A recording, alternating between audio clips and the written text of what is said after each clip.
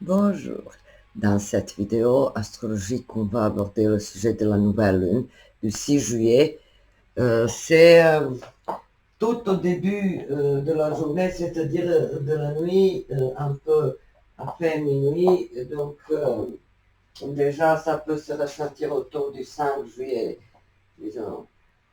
Donc, la nouvelle lune dans le signe du cancer, il y avait déjà, j'ai déjà parlé de la symbolique du cancer et on a eu un sujet similaire avec la pleine lune dans l'axe cancer Capricorne du 22 juin, mais là c'est un cancer, donc la nouvelle lune invisible au ciel qui représente en quelque sorte les valeurs lunaires obnubilées par les valeurs solaires. Donc, les valeurs de la Lune pourraient être un peu repoussées, mises à l'écart, c'est-à-dire la sensibilité, la perméabilité, les rêves, l'imagination. Donc, mais en même temps, on a le potentiel du conscient, de l'ego, soleil, qui pourrait, dans cette conjonction, dans cette alliance à la Lune, donner la force aussi à nos rêves, pourvu qu'ils soient tant soit peu réalistes et concrets. Donc, la Lune et le Soleil sur 14 degrés du signe du Cancer, la conjonction Mercure sur 5 degrés Lion, Vénus 23 Cancer, Mars 19 Taureau, Jupiter 9 Gémeaux, Saturne sur 19 Poissons rétrograde, Uranus 25 Taureau, Neptune 24, Neptune 29 Poissons, pardon. C'est un peu flou. J'espère que l'image... Ça y est.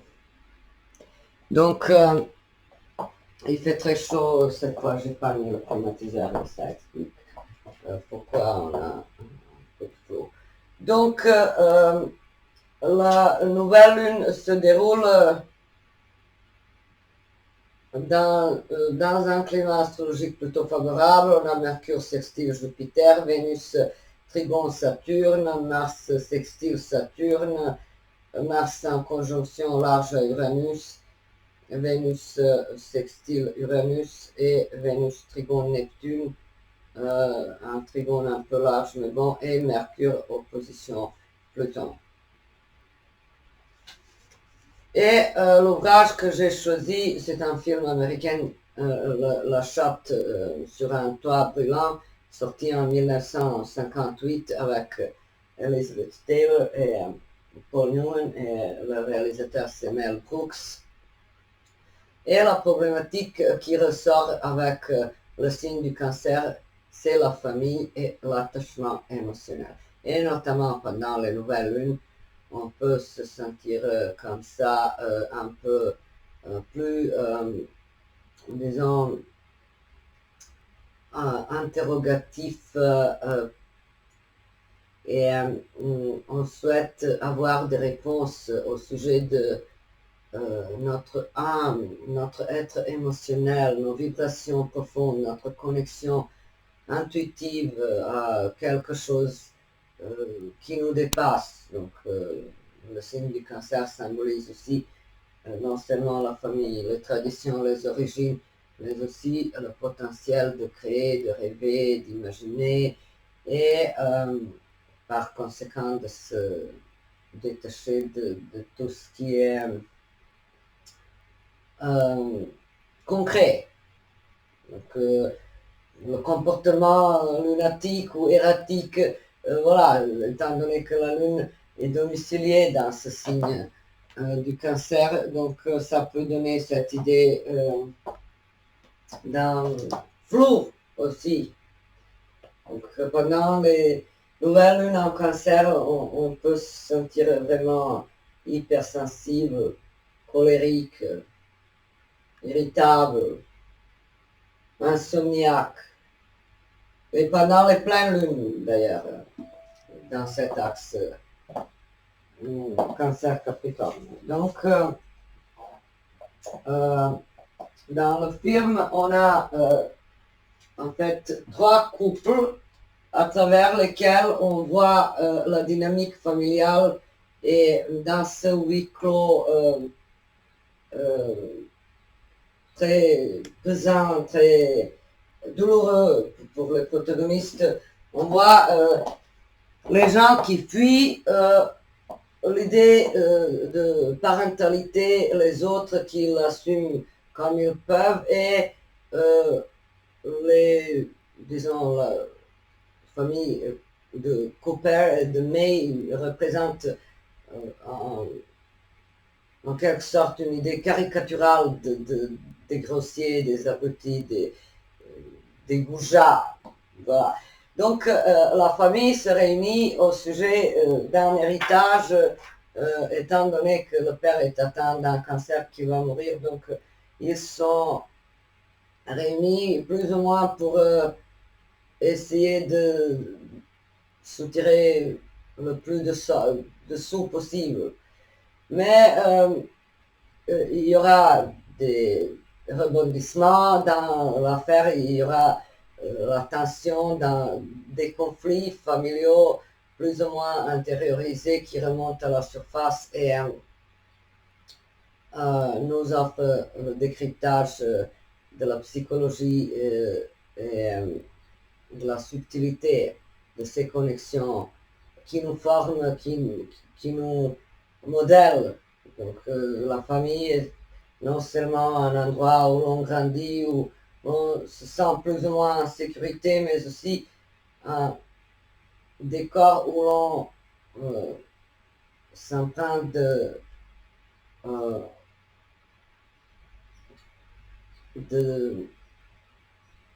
d'émotions, de sentiments, de visions, de façon de gérer les choses en dehors de ce clan familial. Donc dans la famille, normalement, on est censé apprendre les valeurs de la société, euh, les règles du savoir-vivre,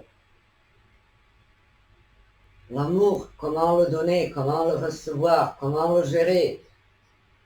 Et évidemment, les liens défaillants provoquent un attachement impossible plus tard dans la vie, comme on voit justement, Brick est un sportif raté qui repousse sa femme. Une féline, une beauté vraiment féminine, mais ça n'a rien à voir avec elle. Vous voyez, c'est qu'il teste son affection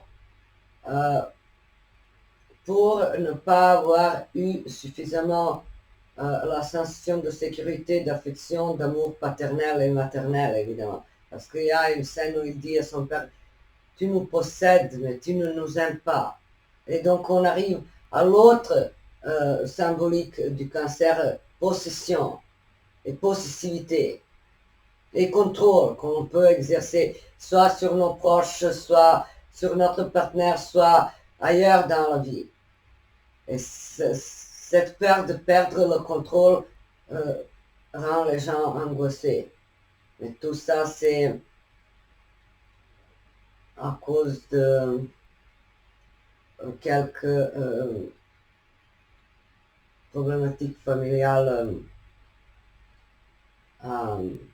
parfois assez floues, parce que ici, on a affaire aux perceptions, aux impressions subjectives avec le signe du cancer. Donc, un enfant qui a grandi dans la même famille avec ses frères et sœurs, il peut avoir l'idée qu'il a été négligé au profit des autres et que les autres ont été favorisés, priorisés, que tout le monde s'est acharné contre lui et qu'il était le vilain petit canard, alors qu'en réalité, il n'y a pas de tel...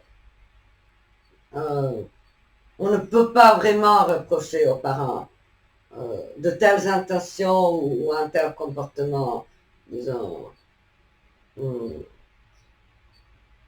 répulsif. Et donc, Brick qui se noie dans l'alcool pour essayer de fuir la sombre réalité, la tristesse, la souffrance après la mort de son meilleur ami. Et donc, il culpabilise Maggie d'avoir été la coupable dans cette histoire. Et donc, c'est un couple qui n'a pas d'enfant parce que il ne veut pas d'elle. Et tout ça, en fait, c'est parce qu'il a un rapport latent, euh, irrésolu, euh, euh, une idée de désamour, de souffrance dans les liens affectifs et euh, une froideur et un manque. En fait, c'est quand on ne sait pas aimer parce qu'on ne l'a pas appris au sein de sa famille. Oui. Et donc c'est pour ça qu'il ne l'aime pas. Autrement, euh, son homosexualité latente ou manifeste, ça ne rentre pas trop dans l'histoire parce que il a projeté l'idée de l'affection en tant que souffrance, vide, manque, froideur, et cette projection se manifeste en tant que souffrance euh, pour avoir perdu son ami et la froideur envers son épouse. Ça, oui. Donc, dans cette ambiguïté lunatique, on aime, on se déchire, on se déteste, on se soude, on se serre les coudes. Tout ça, c'est la famille. Il n'y a pas, absolument pas de famille complètement harmonieuse et sans ses non-dits, sans ses secrets, évidemment. Donc, pendant cette nouvelle lune, j'ai l'impression que ça pourrait en quelque sorte nous secouer, nous faire travailler le ménage. Donc, on pourrait se poser des questions sur notre façon d'aimer, de nous attacher, de maintenir dans le temps ces attachements. Et non de les vivre au moment d'un caprice aléatoire. Vous voyez? Donc, les personnes hypersensibles qui n'ont pas su, qui n'ont pas pu vraiment résoudre la problématique de désamour et d'un manque, d'une carence émotionnelle ressentie pendant leur enfance, ont la tendance souvent à être hypersensibles, à se sentir inférieurs. On voit ça dans le film où Brick se sent inférieur parce qu'il dit à son père, tu vois, je suis un alcoolique, je ne vaux rien. Donc, c'est en fait la conséquence de ce désamour, de cette attitude plus ou moins désintéressée qu'on a vue chez les parents.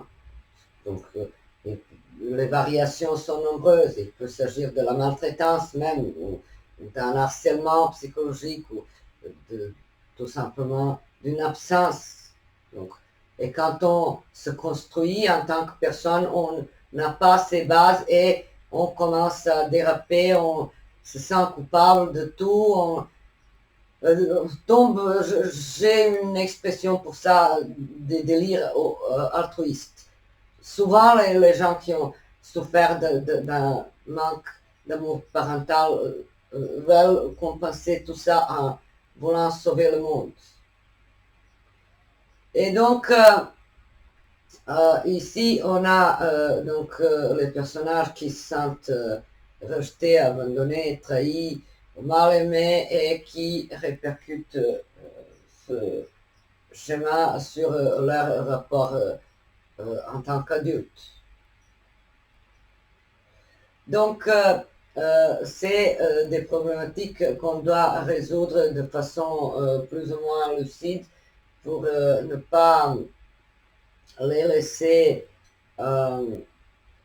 enlarvés et susceptibles de nous pourrir la vie.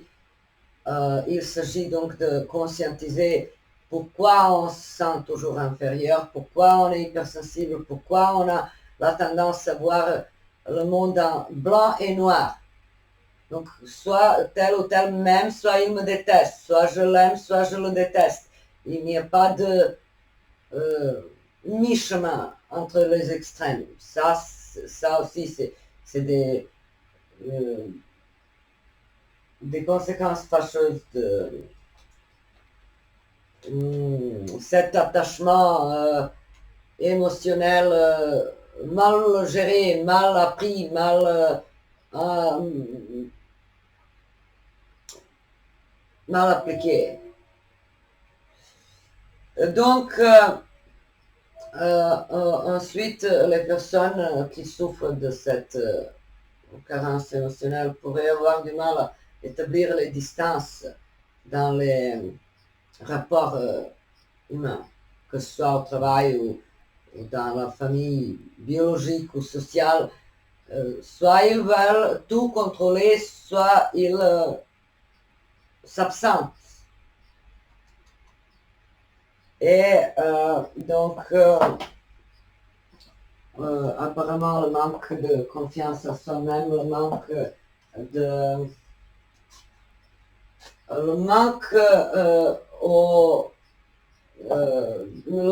de confiance aux propres décisions. Donc, on les remet en question sans cesse. On est éternellement indécis. On a souvent des idées fluctuantes. Et c'est ce qu'on appelle le caprice. C'est ce qui est un comportement lunaire et lunatique, en fait, avec le signe du cancer. Et sachant que la lune est domiciliée, donc dans ce signe. Vous voyez de quoi je parle. Donc, il peut s'agir ici vraiment d'une découverte de cette vulnérabilité, de cette fragilité intérieure.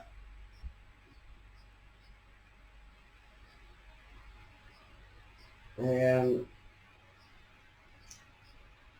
après, forcément, tout le monde a sa façon de gérer les choses. Et comme on voit dans le film, je l'ai choisi justement parce que la fin présage quand même une issue heureuse. Après avoir menti qu'elle est enceinte, Maggie monte l'escalier, rentre dans la chambre et son mari lui dit de fermer la porte-clés. Donc on voit quand même une manifestation de tendresse, d'attirance et d'amour forcément. Et la question, est-ce que c'est dans ces familles désastreuses, c'est peut-être le mensonge qui rend les liens plus forts et plus significatifs. Bref, c'est pas important, c'est d'après le livre de Tennessee Williams, et ces personnages sont souvent très tourmentés et vivent dans le mensonge justement, n'ayant pas assez de force pour construire les bases réelles de se positionner dans le monde concret qui les entoure, de l'accepter tel quel et de trouver leur place. Ou de vouloir le changer. C'est souvent les personnages qui développent une vie intérieure très riche au détriment de cette fibre concrète d'affirmation, de progrès, de réussite. Vous voyez. Donc, mais bon, je ne qualifie pas ici les gens avec une vie intérieure riche de perdants. Je ne veux pas étiqueter qui que ce soit. Puis on a tous les phases dans la vie et les cycles. où l'on peut être tout simplement plus fragile, plus... et quand on a trop accumulé de colère, de rage, de frustration, bien sûr, la soupape craque et ça sort quelque part. Donc, en résumé, cette nouvelle lune nous ouvre forcément de nouveaux projets en lien avec la famille, la maison, par extension le cancer, donc en tant que signe représenté par la maison 4, évoque le lien à la mère, le foyer,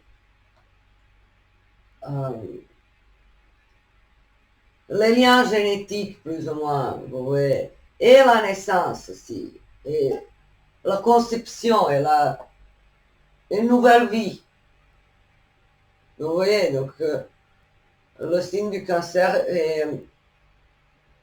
est aussi associé à un enfant intérieur qu'on doit cultiver, qu'on n'a pas le droit de négliger, de le faire taire, de ne pas lui accorder l'importance et l'écoute. Sinon, il va nous rattraper plus tard. Ça peut être après des dérapages. Ouais. Un côté rebelle qui émerge à l'âge de 40-50 ans, alors que forcément, on aurait dû évacuer cette rébellion d'adolescence pendant sa jeunesse. Mais si on a trop refoulé, si on a toujours voulu être un bon enfant exemplaire, alors tôt ou tard, il y aura des débordements. Donc, pendant cette période, je pense qu'il est important d'ausculter nos intuitions, nos rêves, éventuellement de les concrétiser, de leur donner une forme, de les présenter au public. Le signe du cancer peut aussi représenter un public plus large. La connexion à nos clients, notre public, notre audience, c'est des foules. Le signe du cancer et la lune en cancer aussi représente des foules, le peuple. Donc, les aspects plus ou moins harmonieux nous orientent vers les solutions calmes, vers la prospérité, vers la réalisation, vers les nouveaux débuts qui vont aboutir plus tard aux réalisations satisfaisantes, gratifiantes. Et pour ce qui est des aspects, donc Mercure sextile Jupiter, c'est le soutien, la chance dans les dialogues, la communication, les voyages, les négociations, les transactions. Vénus trigone Saturne, le projet affectif sur la durée ou un besoin de sécuriser financièrement sur la durée avec le temps ou grâce à son héritage ou grâce aux biens concrets, biens matériels provenant de sa famille ou d'une structure représentée par Saturne. Mars sextile Saturne, de nouveau un bel aspect indiquant un lien harmonieux entre notre action et ces choses extérieures à nous. Donc, on peut par exemple obtenir la promotion avec cet aspect Mars sextile Saturne. Ou trouver un travail plus épanouissant, être récompensé d'une manière ou d'une autre.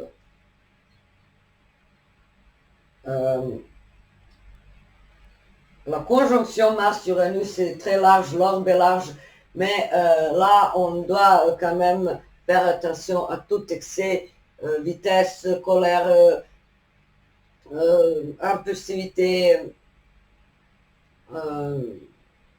donc dans la mesure du possible, éviter les choses soudaines, planifier tant soit peu ces démarches, donc ne pas trop improviser avec cette conjonction Mars-Uranus. Je dirais qu'il y a un risque que ça commence à s'écrouler. Et Vénus trigone Neptune, une nouvelle vie qui émerge, une nouvelle vie pour nos projets, pour notre équilibre, pour la sensation de protection. Parce que Vénus est en Cancer, Neptune en Poisson, donc une connexion à nos émotions qui nous ouvre quand même quelques portails vers l'harmonie, vers l'extase, vers la sensation d'avoir accompli sa mission. Donc il y a quelque chose de féerique, de paradisiaque dans ces contacts harmonieux entre Vénus et Neptune. Oui, ça peut être libération quelconque, psychologique, une catharsis par le biais d'une création artistique ou quelque chose du genre. Ensuite, le seul aspect qui est un peu perturbateur dans ce climat très harmonieux, c'est Mercure opposition à Pluton. Donc Lion Verseau. Dans le film, ça aurait pu être ces mensonges et ce climat d'hostilité, par exemple, quand la petite